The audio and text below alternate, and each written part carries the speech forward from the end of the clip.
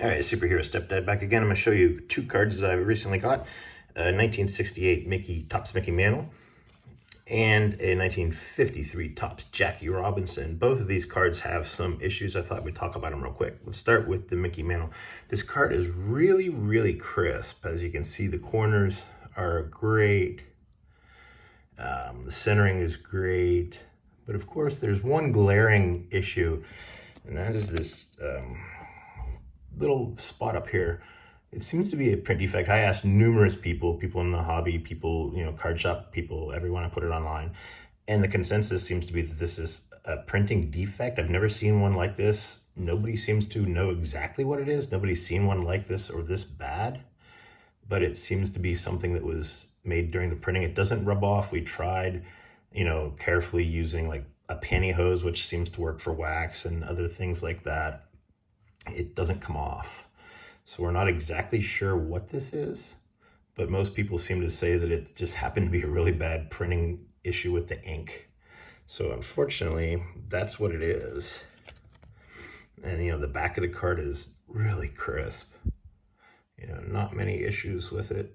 If it weren't for that issue there and the corner, this corner up here, there's a little wear. If it weren't for that, this card might pull like a 7, perhaps, if it weren't for this, error up here. But I have no idea how PSA is going to grade this. Don't know what kind of numerical grade it's going to get. Don't know what kind of qualifier it's going to get. So I'm going to be sending this off later this week. So I'm curious to see what it gets. I will post a video whenever it comes back. So fingers crossed that it gets, I honestly have no idea how to pre-grade this. I paid around $200 for this card, so I don't think I'm going to lose any money on it, because it's a great, if you were just to, hey, look at this incredible mantle I got, other than that, and it presents really well. So we'll see what we get. Second is this 53 Topps Jackie Robinson. You can't go wrong with a Jackie. Obviously, you can see the condition on this card is not great. The centering is nice. It has numerous wear spots, creases. The biggest issue, I'm not going to take it out of this card saver that it's in. It does have a rip that goes, it's not on this side, it goes from like right about here, right here, where this crease is, it goes like right about to his nose. So there's like a rip in the card that goes about here for about an inch horizontally across. So I don't know, again, the person I bought it from, I bought it at a show, and I got it in a trade for it was like $300 in value. He had it valued at. He said he tried to send it to SGC and they would not grade it. He didn't expand upon that any further.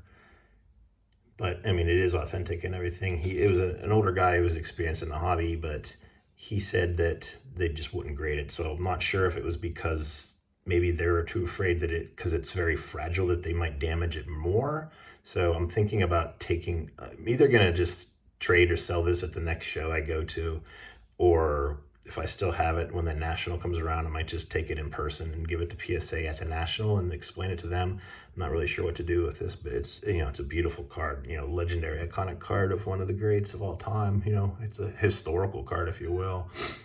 So, as you can see, it's, incredible card. I couldn't pass it up. I've always wanted to have a Jackie Robinson, especially his second-year Topps. So, there it is. So I guess we'll find out. I might just reach out to PSA. I know they aren't too quick to respond whenever you try to email them or anything, but hoping for some kind of grade on this and some kind of something on this. So I'll let you know whenever I hear back regarding the Jackie, if I still have it, and whenever this one comes back. All right, thanks.